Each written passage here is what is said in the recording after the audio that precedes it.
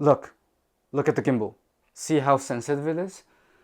I don't even have to touch it, and look how sensitive the gimbal is.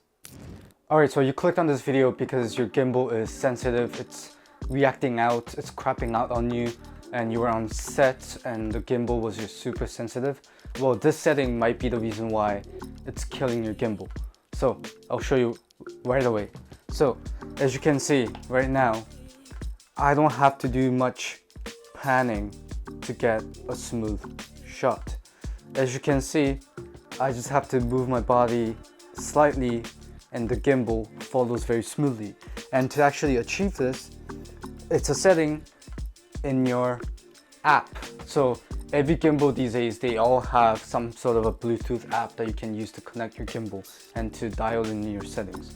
So the first thing that you really have to watch out for is making sure that your balance on the gimbal is perfectly good, because again, if you balance your gimbal wrong, that might be another reason why you're not getting smooth shots. Honorable mention is to make sure that your motor parameters are set and make sure that you hit auto tune so that this will just adjust to the payload of your camera setup. So this might be also one thing that's causing your gimbal to kind of react and kind of crap out, is because you haven't set the motor settings for the gimbal. But that's not what actually causes this issue. Now if you go to user profile, this is where you might see the problem. So as you can see down here, there's a thing called Deadband.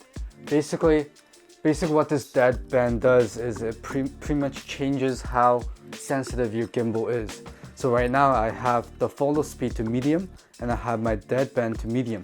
So this will kind of give me the sweet spot between fast and slow. So if I move my gimbal, as you can see, I can move my gimbal pretty smoothly, and if I have to pan, the gimbal moves pretty smoothly.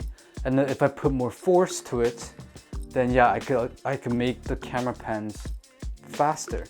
If I change this, for example, to fast, look what happens. So I'm going to switch this Deadband to high, and let's set the follow speed to fast as well.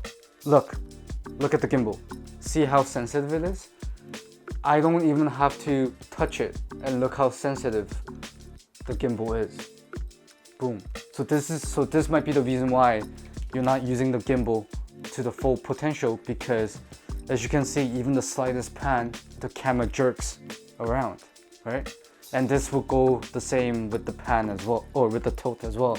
So it's literally that. Just by changing the follow speed and the Deadband, you could change the intensity and the sensitivity of your gimbal. So again, fast and high is for those fast action sports. So if you film a lot of soccer, football, whatever sport you film, fast and high is ideal.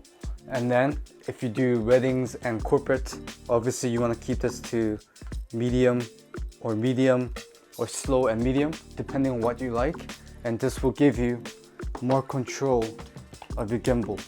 Like, I have to physically turn my gimbal more to get a smooth panning shot. Same thing applies to tilt. So if I change this to tilt as well, slow and fast will affect the tilt as well. Try this out, see if that does anything good for you. Most likely the Deadband was what's causing your gimbal to freak out, because again, keep in mind that you can change the follow speed and you could change the Deadband. Again, you could set the Deadband to medium and then you could set the follow speed to slow. And if you really want to get those smooth panning shots, as you can see, I have to significantly turn my gimbal to get those smooth panning shots. Play around with the settings. Medium is like the happy medium. You get just the amount of follow speed, but you also get the right amount of sensitivity for the gimbal. If this video was helpful, please leave a like, share, and subscribe, and I'll see you guys on the next one. Peace.